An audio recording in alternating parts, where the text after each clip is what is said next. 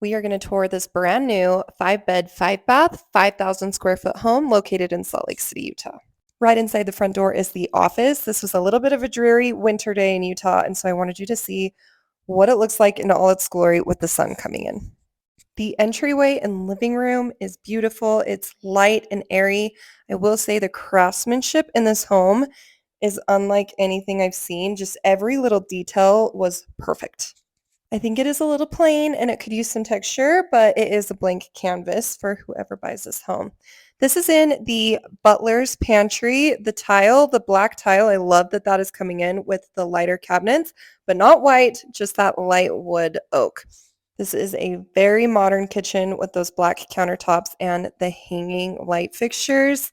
Loved this dining room as well.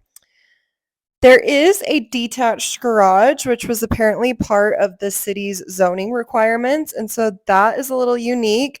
I didn't go into the garage because I had taken my shoes off and didn't want to get them wet outside. But yeah, not sure if I would love that feature, but it's better than no garage at all. Moving on to the upstairs, I think I would have left the stairs as the white oak flooring and then maybe put a runner in, but they did carpet over the entire thing. Once you turn to the left, there is a guest suite here. I know a lot of times with new construction builds, they don't put the mirrors there, but it really throws me off when you are going through the home because the mirrors really just finish a bathroom out.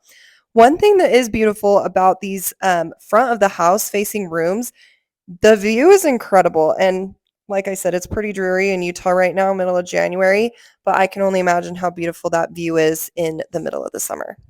Coming out of the bedroom into this upstairs loft area, I thought it was an interesting use of space because they left an opening there that you can look down into the main level. And then there's also just like a awkward seating area there. It's not quite big enough for a couch, but I'm not sure what you would do with it. And there is this bathroom that is detached from this other upstairs bedroom that is a really good size. And it additionally has the front facing windows, nice big wall of windows, and a beautiful view there. I also noticed and loved how high the ceilings are, especially for this being the second story of this home. Directly out from the awkward sitting area is a nice outdoor patio, though. So that would be a great outdoor entertaining space. I also really loved the chandelier that they went with above the stairwell. Okay, moving on to the master bedroom.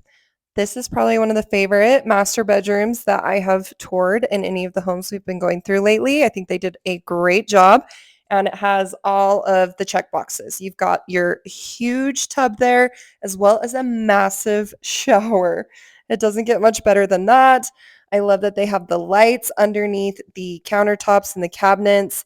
And the only thing that I thought was a little awkward, though, is how close the neighbors are. There's no blinds or anything in this home yet. So imagine being in the tub at night and then making eye contact with the neighbor. This is the beauty of being able to do a new build is you can actually make the space for a master bathroom and suite. He was looking under the shower bench there to see if there was a light. There was not, but that would be a cool feature if there was.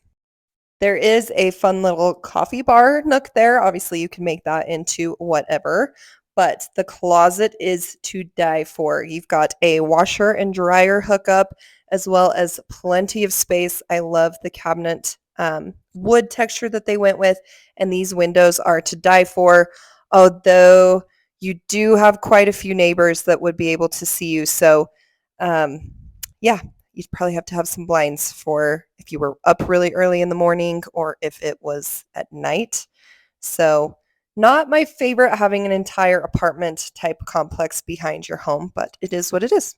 Again, this is one of my favorite master suites I've ever been through. I think they did a great use of space, really tall ceilings, and this entire house did a good job of capitalizing on their windows, which I just think is something that's really important to me, and I would love to see more in new construction builds.